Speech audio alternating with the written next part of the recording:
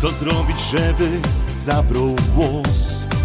Wyciszyć trzeba choć na chwilę nasze sumienia i serce w nos. Jak myśleć, żeby było lżyj, jak marzyć, by to spełniło się.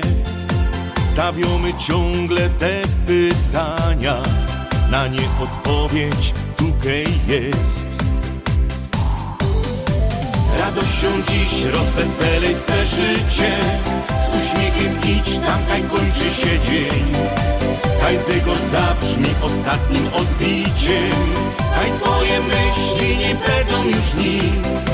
Radością dziś rozweselej swe życie, może to dziś to ostatni już dzień. Niech on pokorze prawdziwe odbicie, wiele tych dni zmarnowanych jest.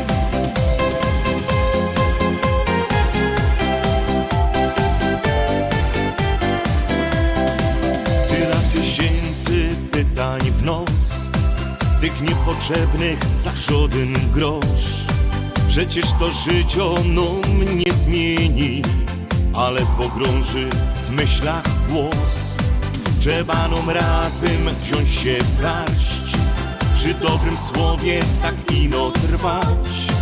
Rozwiąże wszystkie to problemy, z radością idź i śpiewaj tak. Radością dziś rozweselej swe życie, z uśmiechem idź tam, kaj kończy się dzień. Kaj zegor zabrzmi ostatnim odbiciem, kaj twoje myśli nie będą już nic. Radością dziś rozweselej swe życie, może to dziś to ostatni już dzień. Niech on pokorze prawdziwe odbicie, wiele tych dni zmarnowanych jest. Radością dziś rozweselej swe życie, z uśmiechem idź tam, kaj kończy się dzień.